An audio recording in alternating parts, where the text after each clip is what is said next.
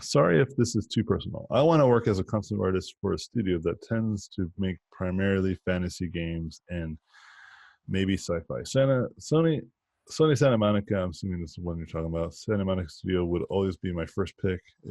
Man can dream, but I would love to work at Valve, Bethesda, maybe Monolith, and BioWare. I know I am so far away, but I just need guidance, I think.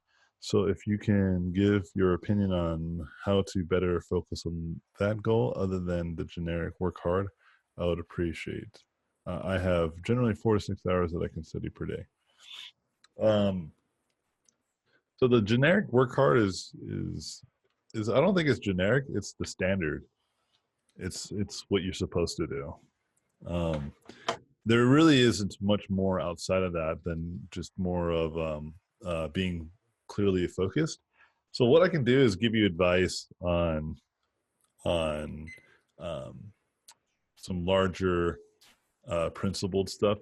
So for instance, like working at Sony Santa Monica, just check their website, see if they're hiring. I think they're always going to have a concept artist here and there.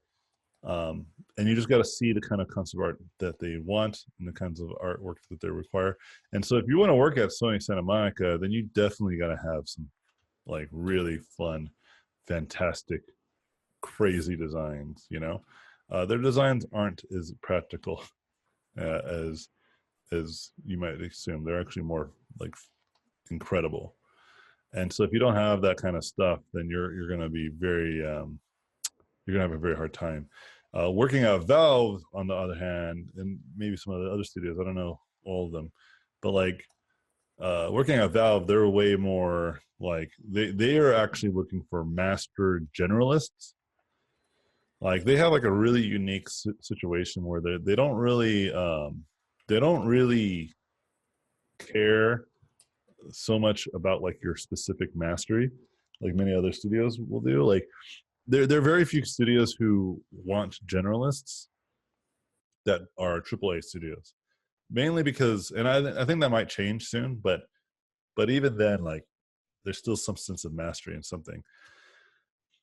Because generalists tend to usually not be good at a specific thing, you know, and so Valve, I think specifically, they want like master generalists, like people who are, let's say, a master at like one thing, but also are pretty good at another thing. They're like pretty close. Like they're a master of a couple of things. They're not a master of, let's say, one particular thing, but multiple things. And so, like, let's say, for instance, like you're really good at 3D, but you're also really good at animation and maybe level design or something like that. Like you're pretty good at those, but you're definitely a 3D person. That's like your original trade. I think this type of stuff is. Hold on, my phone is going off again. Um, these are the kinds of things that I think Valve is looking for, and so you just got to like look into their culture. You have to find somebody who works there, and to give you kind of like a very, uh, you know, objective position. Like I actually was approached by Valve at one point. One of my friends worked there. He saw like I was doing all this programming stuff, and he was just like, "Dude, like you would be a perfect fit over here. Like I think they'll really enjoy what you do." And I was like, "Oh, cool, man! Like, yeah, sure, why not?" I put my name in the hat, and I sent them all the stuff that I was working on, like including the games and programming stuff that I was doing, and they were just like, "Oh yeah, this is great."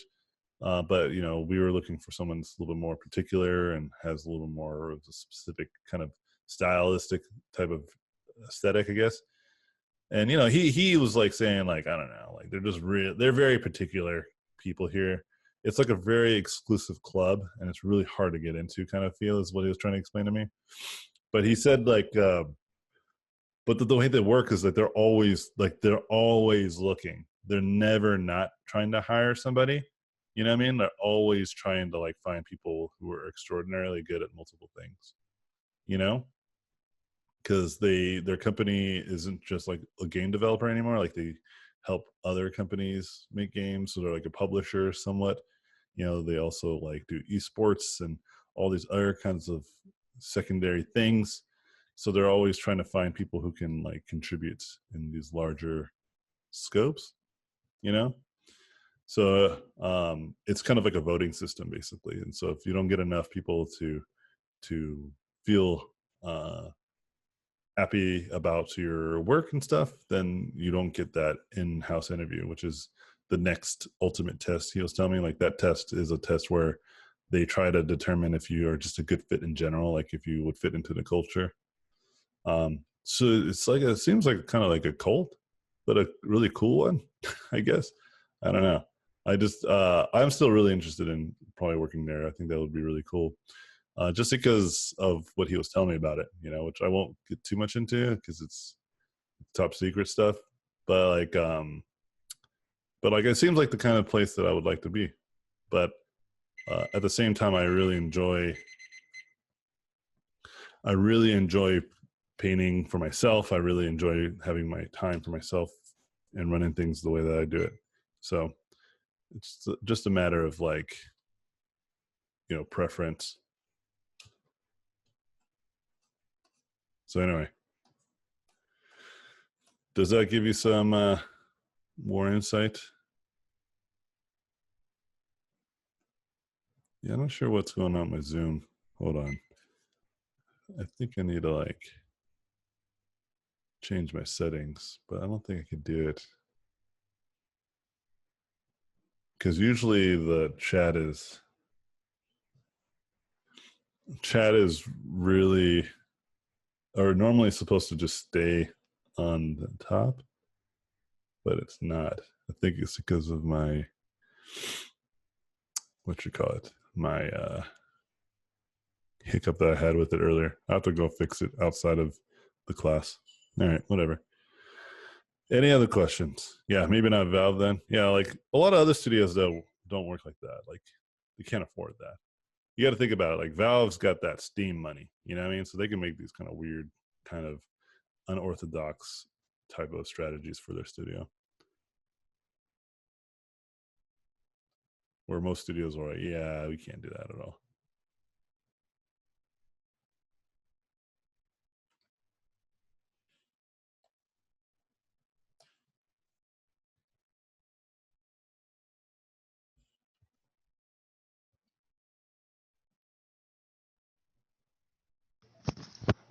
Anthony, since you're working so much with color, do you have any, like, because I know you were talking about treating design, painting, and color as separate aspects. Do you have any advice on, like you did for practicing rendering forms, do you have any advice on like practicing how to think with color and like how to use it? The best way to get better at color is to have better values. Like the better your values, the better your colors are going to be. People don't realize this, but if you spend a lot of time really mastering your values, your colors become much easier to paint with. In fact, a lot of traditional painters do this. They already understand this. They'll spend some time, They'll spend some time like setting up their color palettes. You know what I mean? Like they'll set up their lights, their darks, their midtones, and what have you.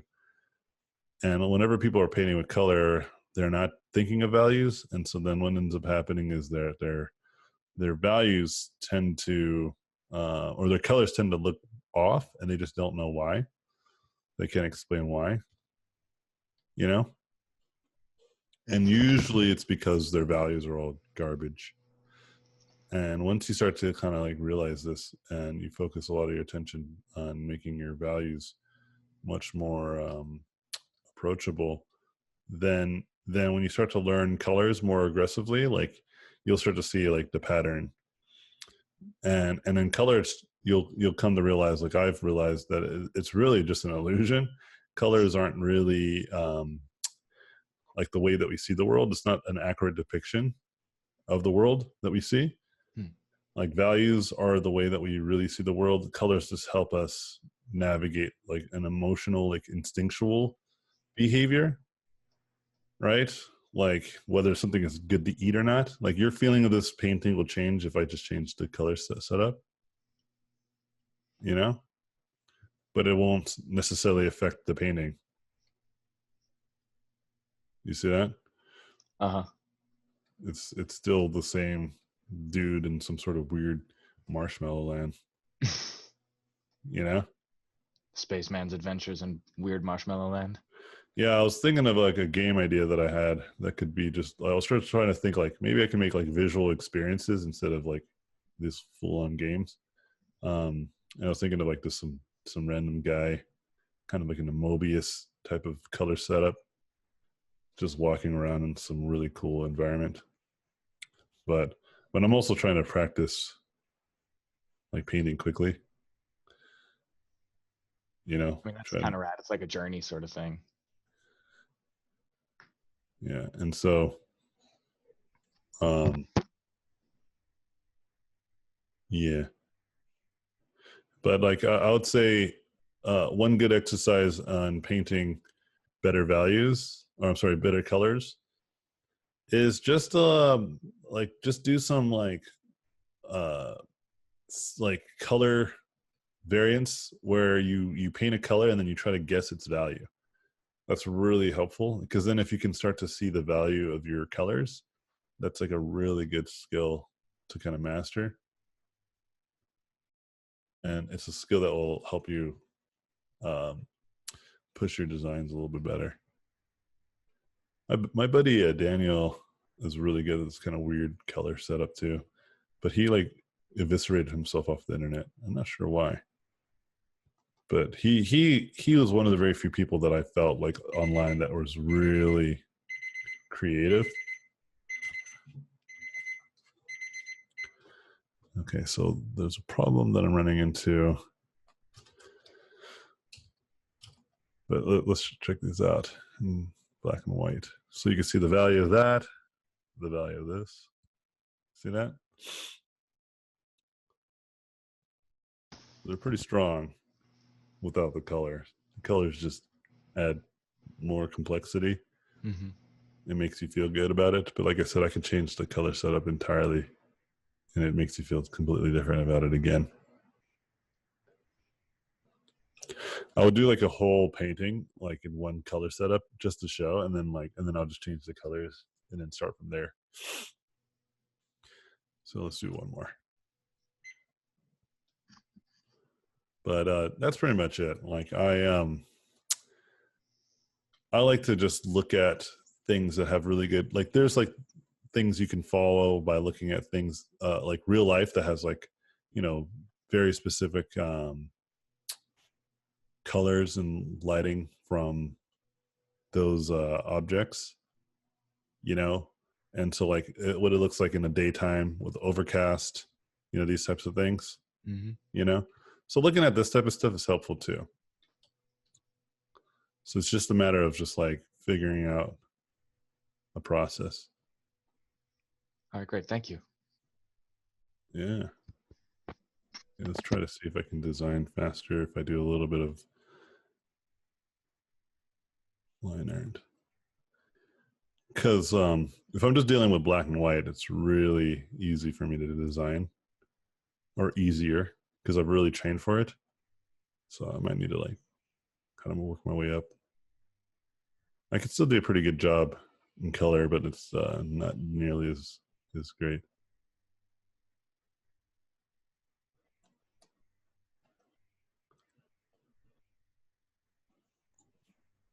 I really liked your YouTube video on color. I think I watched that yesterday. The motherfucking color one.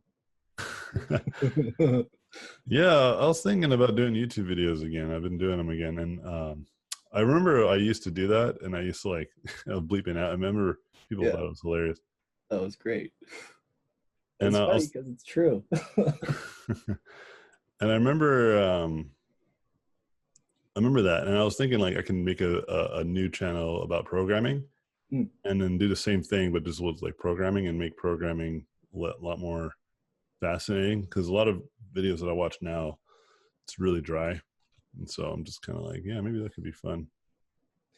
Yeah, been a barrier for programming for me. It's like, reading really long, documents on how to do CSS or HTML or super dry, boring videos. Just like, Yeah. I want to paint. Yeah, there's a lot of really good insight out there. Mm-hmm. But it's just again, just really dry, a lot of it. Got to sort through it. Okay, let's try this approach. See if this will get me further. Any other questions?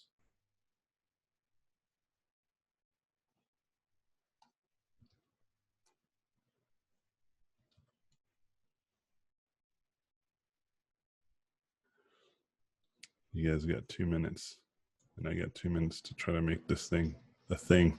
I think Iago's got one in chat. Oh, can someone read it for me? Because the chat's like disappears. Yes.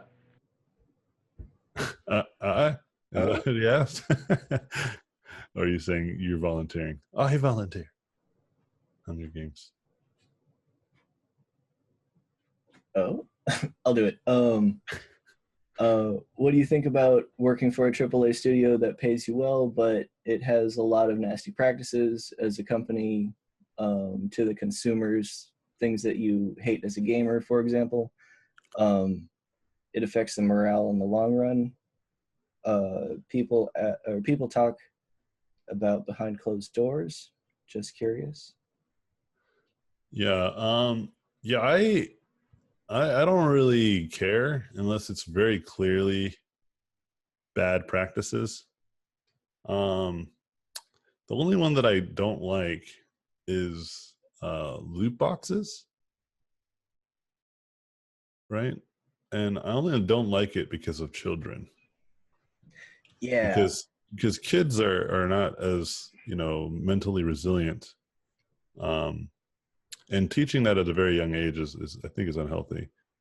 There is arguments of like violence in video games and that you hear all the time, but I really feel like the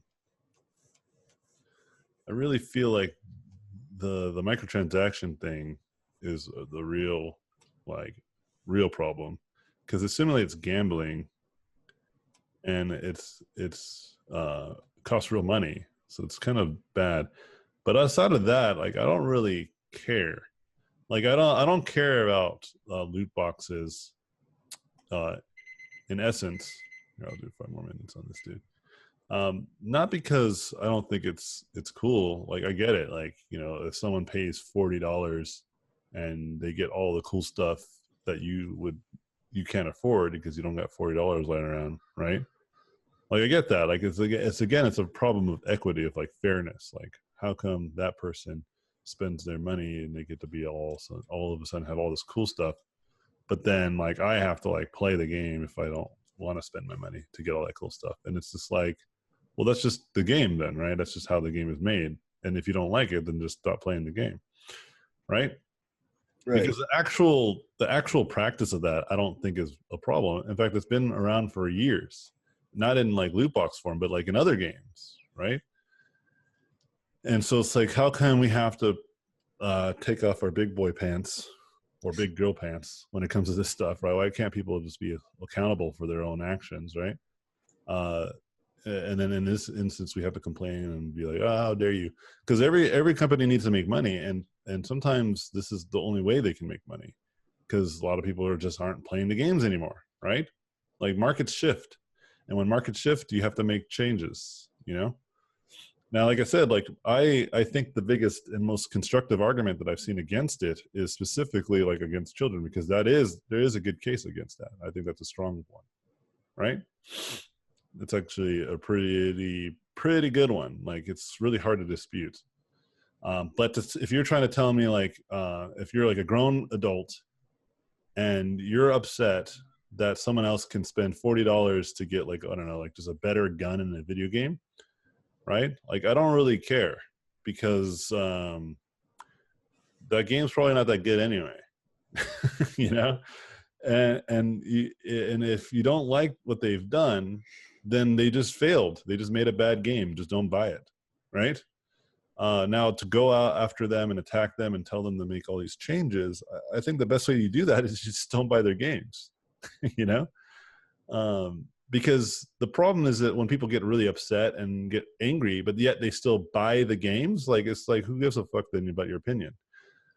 Because people still bought Battlefront and people still spent money on the Battlefront loot boxes. So it's like, okay, you know, like, who's really complaining here, you know? Another really good example of this is like like people who are upset about working practices, like overworking and crunch, right? You see this with Rockstar.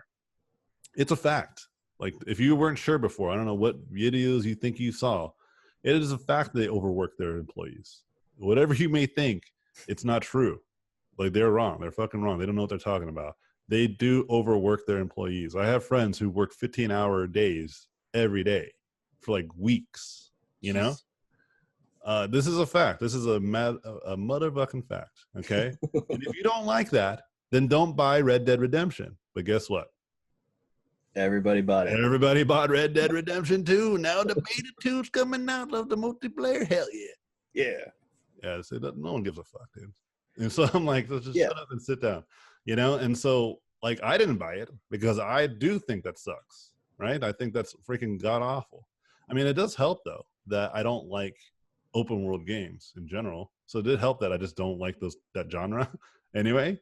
Yeah. But I was already principally like not going to do it. Even when we were talking about Amazon, like, I'm finding out like Amazon's doing some shady shit. So I have like, I think, a $200 of gift cards left in my Amazon account, and I think I'm just probably going to not use it anymore because I don't support this.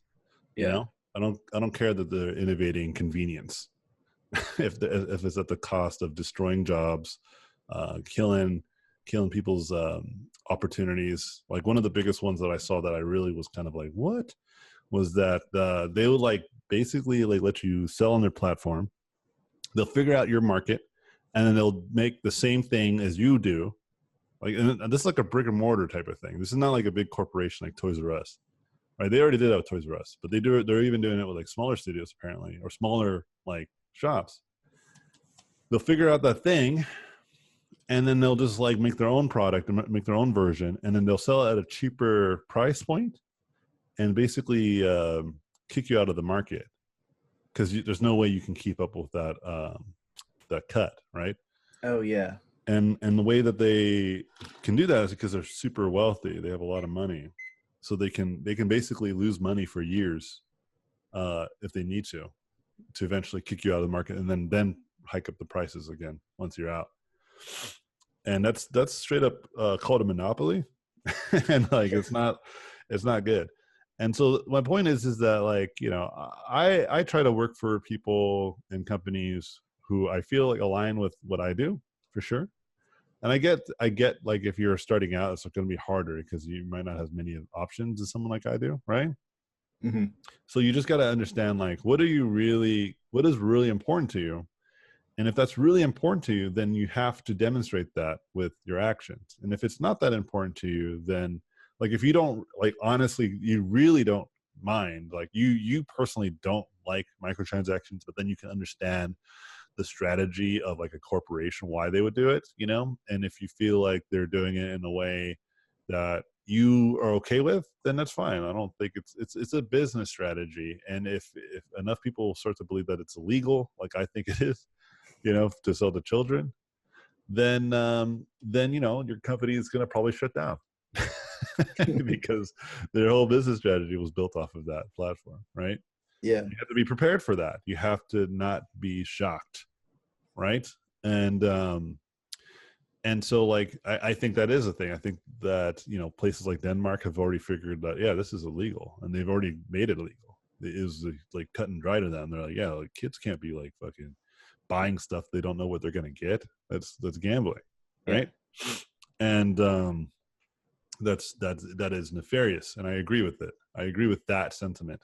But if you were to say, okay, let's say it's 18 and older can play games with loot boxes, whatever the regulation may be, right? Then after that, I don't really care. Like, they can do whatever they want. They can literally make it play to win, and I'm like, that's fine. I don't care, you know? Yeah. Because I just don't play those games. I don't like games like that do that. And as an adult, I just won't buy it. I don't care if it's covered in Star Wars nostalgia, you know? And you just have to be the same way. Like if there's a game that you really like, let's say like Zelda, like that franchise, and then they decided to make loot boxes out of all the like the main boxes that you get, you know, where you get the graphic, like you don't know if you're gonna get it though, you know. You have to pay to make sure that you get it, whatever. I just stopped playing Zelda. It wouldn't ruin Zelda franchise because they still have all the great games before it. I could still play them. They still exist. It's not like they made that one and then they destroyed all the others, like freaking Nazis, like grab all the books and just like burn them. No, like you can still go back and play some of the original games. Like I still play Diablo 2 because it's still available and it's fucking dope. You know, I don't like Diablo 3 as much, but I love Diablo 2. I can still play it and it's still good. It's still so good, you know? And I think people forget this, that they can go back and play things. Like why, like you have this weird conundrum that I see a lot, or people complain about, oh, they're always making remakes. And then when they make the remakes, they complain that the remakes aren't the remakes that they wanted them to be. And it's like, well, which is it? Do you want nobody to make remakes or do you want them to make remakes? My position is pretty neutral. Like I don't really care as long as no one's getting hurt, you know? And that's why the whole loot box, specifically the loot box, is the one thing that I feel is hurting people, right? Specifically young kids, like their ability to understand just money in general, right? Yeah. Like my youngest teenager, like he ran into this problem. I taught him a lesson. I gave him, because I was saving his money for him. And he was like, it's my money though. I want to use it. And I was like, all right. So I gave him the money. And then like within a few days, he lost all the money to buying like just microtransactions. And he wanted to buy like a game, like a new game or something that was coming out. And I said, you can't because you have no money. And he was like, oh, damn it. And I was trying to tell him, I was like, yeah, you shouldn't have spent it all on that, on all those little things that you clearly don't care about anymore. Yeah. You spend all like literally hundreds of dollars on little things that you really don't care about. Like you generally do not care, you know? I've played a game called Clash Royale, and I think I spent up to $300 on their microtransactions in the game, right? Mm-hmm. But I've been playing that game literally every day for like 2.5 years, or however long that game has been out. You know, I'm like in like the high ranking too. I'm not the super high. I'm not like competitive, but I play enough that I'm like always in the high like percentile, right?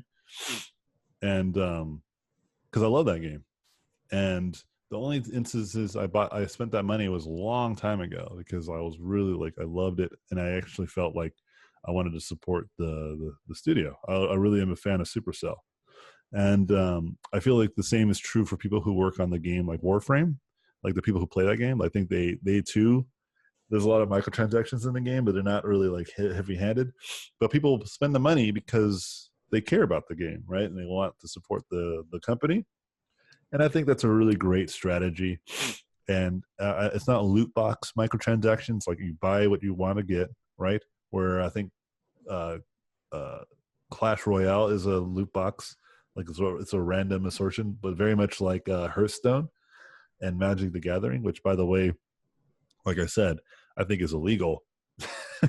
So if they should be regulated, I think they should be. Like even though it's my favorite game, my favorite mobile game, you know?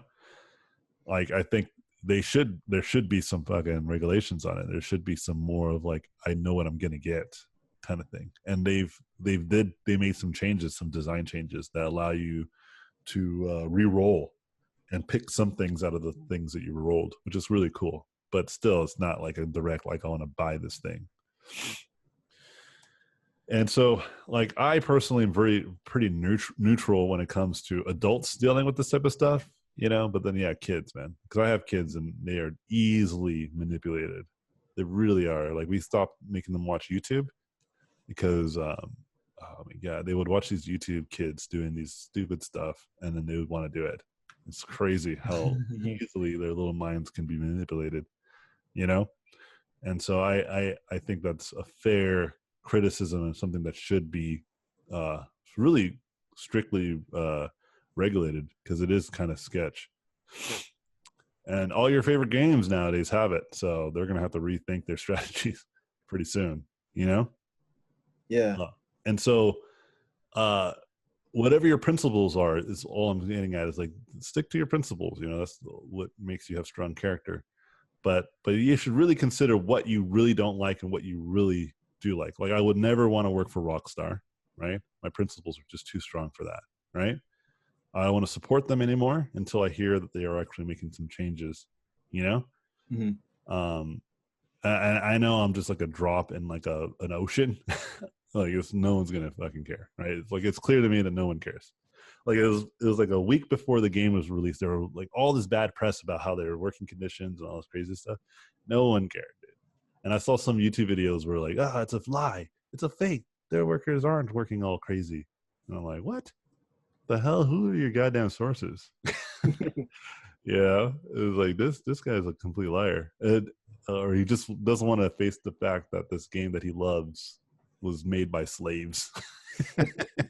It's like the pyramids are so beautiful, but you know, like slaves, yeah, slaves built the pyramids, or at least that's what I heard. Someone says it's not true, but you know, let's just say it is. Yeah. But the pyramids are still pretty dope, right? Oh yeah. Yeah. They're built on the backs of like America's another good example. Like, it was built on the backs of like lots of slaves and blood, right?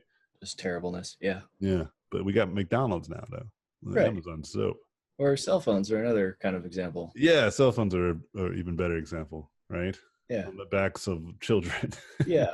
But they're super dope, though, right? Right. And And so we need them now for some reason. We're like so connected to them. yeah, and so these are like really important points. Now you made me reconsider my own. I was gonna get a new smartphone. Now I'm thinking I should just keep the one I got and just never get a new one. Dude, I've had mine for like 5-6 years now. It's still fine. Checks email, does Instagram. That's all I need.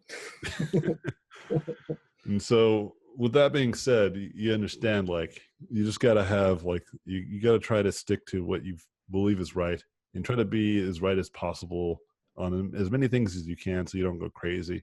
Mhm. But obviously there's just so much that you can't avoid either. I get it. And so, especially for some of you guys who are just starting out, so just keep all that in your mind as you guys are working on your work and trying to get studio work.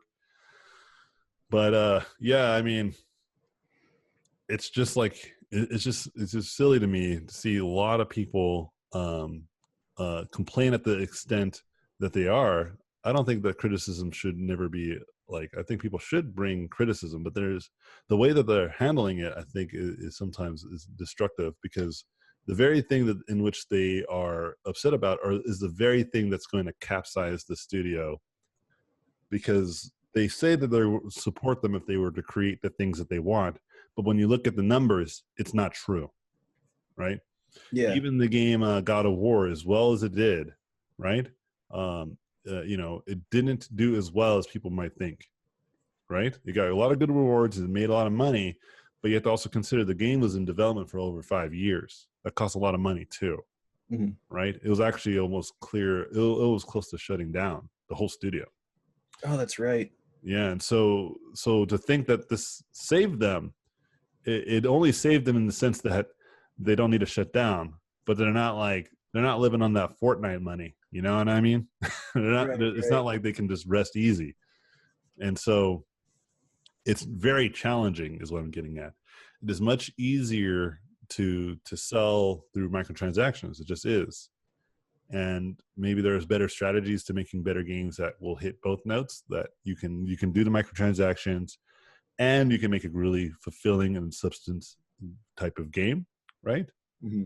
But then again, it depends on how big the studio is, because the studio might not be able to afford to go that way. I think like the company that made Warframe can afford it because they're a much smaller studio, right?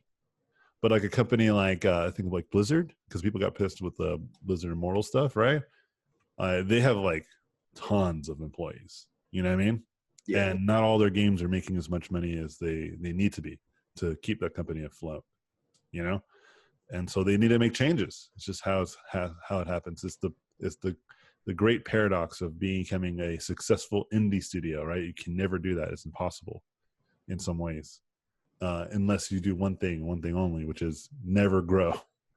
You know, you keep your 10-man team the same 10 people forever, and just never try to go bigger. So you can never be a big studio, even though you make big studio money.